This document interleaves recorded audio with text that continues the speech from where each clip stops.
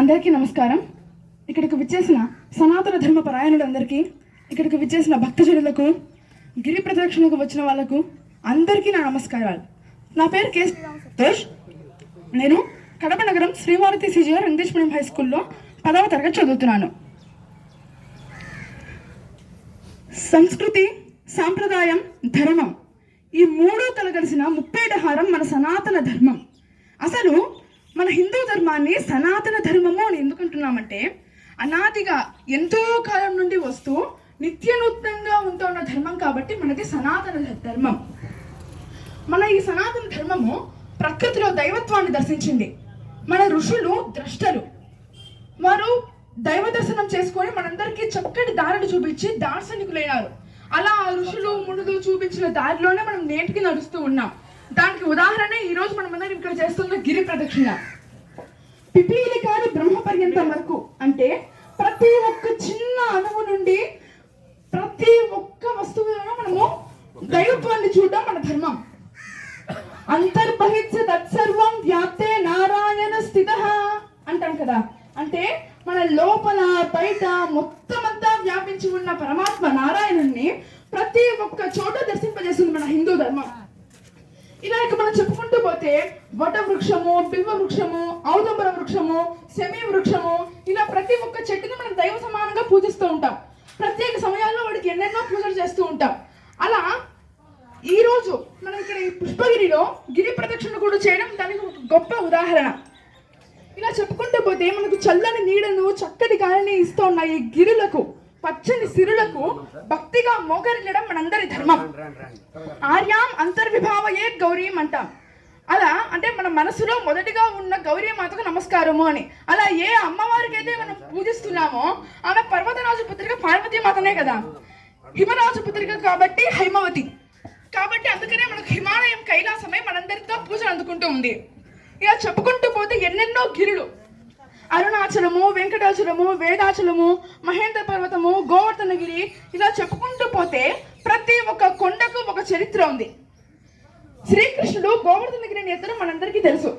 గోపకులందరూ అసలు వానలే పడ్డం లేదు కదా అని ఇంద్రుడికి పూజలు చేద్దాము, యాగాలు చేద్దాము అని అనుకుంటా ఉంటే అప్పుడు కృష్ణ పరమాత్ముడు చెప్పినాడు, మనందరికీ మంచి తిండిని ఇస్తూ మన పశువులన్నిటికీ కావాల్సిన ఆహారాన్ని అందిస్తూ ఉన్న ఈ గోవర్ధనగిరికి మనం పూజ చేయడం మంచిది అని అన్నారు.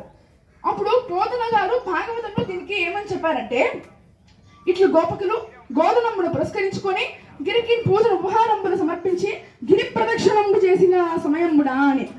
అలా అప్పటి నుండి మొదలైంది ఈ గిరి ప్రదక్షిణ అనే సాంప్రదాయం. ఇక ఇప్పుడు మనం ఇక్కడ సమావేశమైన ఈ పుష్పగిరి క్షేత్రం గురించి చెప్పాలంటే, చుట్టూ విశాలమైన మైదానాలు, పంట పొలాలు, అలాగే ఈ గిరి చుట్టూ పరవళ్ళు తొక్కుతూ ప్రవహిస్తున్న ఈ పినాకిని నది కూడా గిరి ప్రదక్షిణం చేస్తున్నట్టు ఉంటుంది. అలా ఎంతో అద్భుతమైన పుణ్యక్షేత్రం ఈ పుష్పగిరి. ఇక్కడ కొలవైన చెన్నకేశ్వర స్వామి వారు, నదికి ఆవలగట్టునున్న వైద్యనాథేశ్వర స్వామి వారు, భీమేశ్వర స్వామి వారు, ఇలా దీన్ని మొత్తం అంతా ఒకసారి విహంగ వీక్షణం. అంటే మనం ఇప్పుడు డ్రోన్ వీడియోస్ అని తీసుకున్నాం కదా, అలా ఒకసారి తీస్తే ఒక అద్భుతమైన చిత్రం కనిపిస్తుంది. అదే ఈరోజు మనం ఇక్కడ చేస్తున్న గిరి ప్రదక్షిణకు అసలైన సార్థకత. అప్పుడే మన సంస్కృతి, మన సాంప్రదాయము, అసలు ఇక్కడ ఉన్న ఈ క్షేత్రం మహిమ అన్ని మనం తెలుసుకోవచ్చు. అసలు ఈ పుష్పగిరి ప్రదేశాన్ని స్కాంద పురాణంలో నివృత్తి సంగమేశ్వరం అన్నారు. అంటే దీనికి ఎంతో పెద్ద చరిత్ర ఉంది. ఒకసారి ఆంజనేయ స్వామి సంజీవిని పర్వతాన్ని తెస్తూ ఉన్నప్పుడు ఆ సంజీవిని పర్వతంలో ఒక చిన్న భాగము ఇక్కడ పడి పుష్పం ఆకారంలో పడింది కాబట్టి దీన్ని పుష్పగిరి అంటారు. అలానే కొంతమంది అంటారు. ఇంకా గరుత్మంతుడు తన తల్లికి దాసవ్యం గుర్తు చేయడానికి దేవతలతో పోరాడి అమృతం తీసుకొని వస్తూ ఉన్నప్పుడు ఒక చుక్క అమృతము ఇక్కడ ఉన్న పినాకిని నది పక్కన ఉన్న ఒక చిన్న సెలయేట్లో పడింది. ఆ సెలయేరులో స్నానం చేసిన ప్రతి ఒక్కరూ చావు లేకుండా చిరంజీవులు అయిపోతూ ఉన్నారు.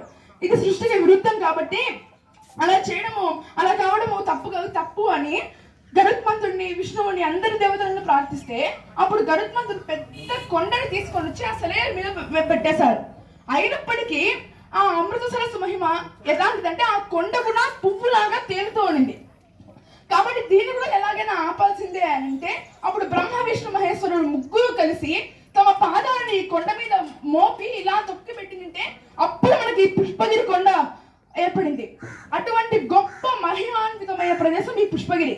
కాబట్టి కాబట్టి అంతటి గొప్ప పుష్పగిరి క్షేత్రంలో ఈ గిరికి మనం ప్రదర్శన చేస్తూ, అది కూడా 32వ గిరి ప్రదర్శన ఎంతో విజయవంతంగా చేస్తూ ఉన్నందుకు మనం ఎంతో ధన్యులం. అసలు ఈ ఇంతటి మహిమాన్విత క్షేత్రంలో ఇక్కడ ఉన్న చెన్నకేశ్వర స్వామిని మనం దర్శించుకొని, ఇక్కడ ఉన్న పినాకిని నది దగ్గరకు, ఈ పినాకిని నదిని మనం అంతా చూసుకుంటూ గిరి ప్రదర్శన చేయడం మన అదృష్టమని భావించాలి. అది మన సనాతన ధర్మం యొక్క గొప్పతనం. ప్రకృతిలో మనం దైవాన్ని దర్శించగలం.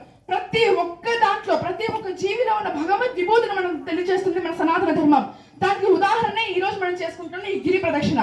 కాబట్టి ఈ గిరి ప్రదక్షిణలు ఇలాంటివన్నీ ఎంతో విజయవంతంగా చేస్తున్న మన పుష్పగిరి ఆలయ పరిరక్షణ కమిటీ వాళ్ళకు అందరికీ నా హృదయపూర్వక ధన్యవాదాలు చెప్తున్నాను. నాకు ఈ అవకాశం ఇచ్చిన అందరికీ ధన్యవాదాలు. జై శ్రీరామ్.